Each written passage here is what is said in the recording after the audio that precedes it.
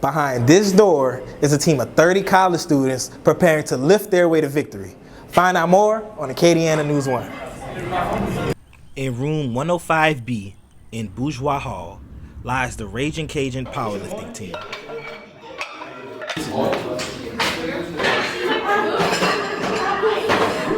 Caden Malbro likes to do a lot of things, but one thing takes the cake.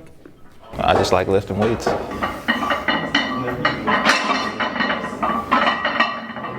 For Jake Abear and many others, powerlifting is part sport and some therapy. I lift more like a stress relief, and I'm really competitive. For Melanie Madeir, this performance sport is about doing what she knows,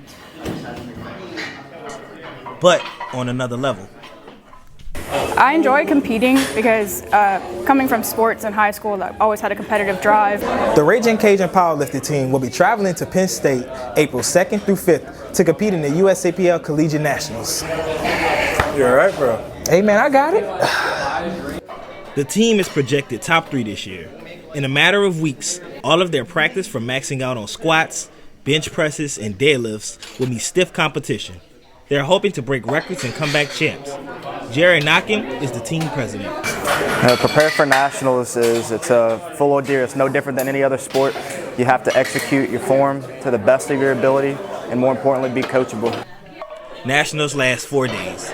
The athlete with the highest total in each weight class wins first place.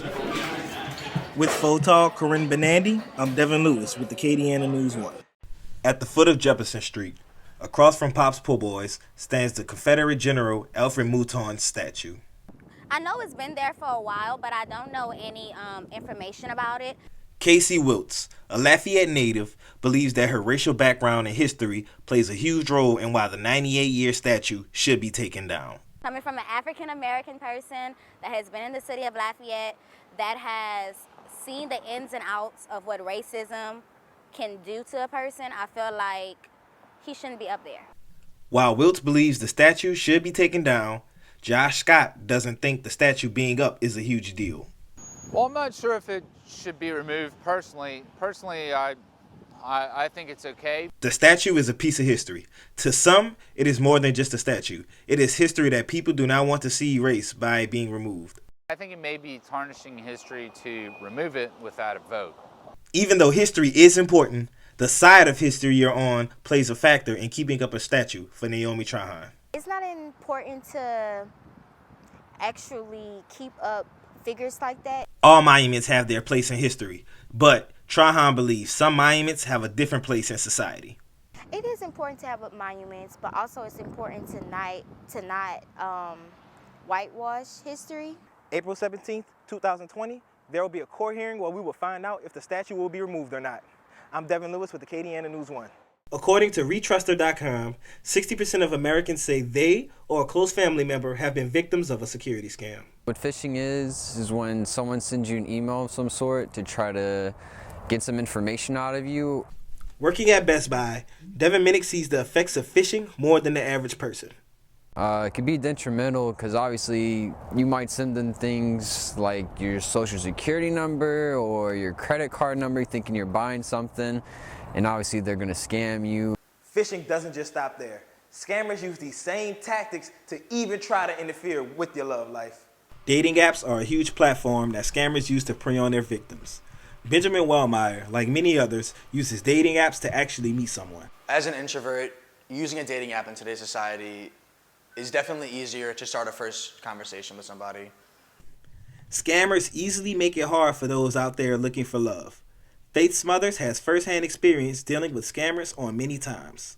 Some ways that I come in contact with phishing on dating apps would probably be like Tinder. You like match with somebody and then they'll be like, oh, add me on this, add me on that, and then you just get a bunch of weird Snapchats. While many dating apps do a very good job with highlighting their privacy policies and trying to keep its users safe, Wellmeyer believes more should be done. Dating apps like Bumble and Tinder should definitely take more responsibility in trying to eliminate phishing accounts and spam accounts. I'm Devin Lewis for Acadiana News 1. And it shows why black athletes' voices matter. Because every time a black athlete talks about anything outside of sports, It's always now stick to sports and stay out of politics. They tell basketball players to shut up and dribble. But when you have athletes like Kobe Covington again, who talks and promotes Donald Trump before and after his fights and on his spare time, he's not told to stick to fighting. If anything, people celebrate that. The fact that he does that. You see tweets on his account that say something like this. I'm going to read you one. Congrats on your win tonight. Was great to hear the phone conversation with Trump. Glad to see someone in sports who understands how great our country is and is willing to stand and fight for it. God bless you. And you get another one saying, isn't it refreshing to have an American athlete actually proud to be an American? Well done, Kobe. Now, you look at another tweet where a tweet that was just scrolling on Twitter, I found a regular tweet that promotes voting. It's just promoting to get people of color to go out there and vote. This is the type of comments you get.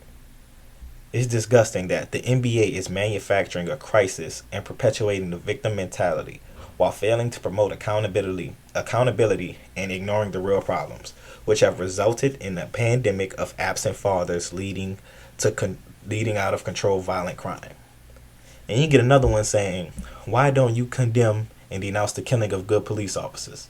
However, you sided with criminals that were killed by police because they didn't obey police commands. There are good, talented basketball players, but they have trash in their mind. Please stop playing the race card. And look, I'm going to sit here and even acknowledge that it can look like while I'm being picky and choosy while I find these comments and these tweets. Understandable. But these are two extremes that just show that people aren't on the same page when it comes to things like this.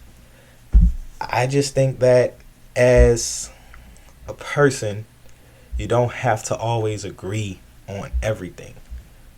But you have to also be blind to see that there's something going on.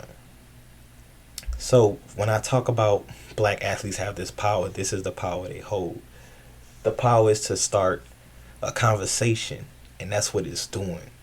It's giving people like me, other people who just, who voices can't really just be heard very loud, to speak on something and knowing that there are other people who believe the same thing I believe. And same way with the other side as well.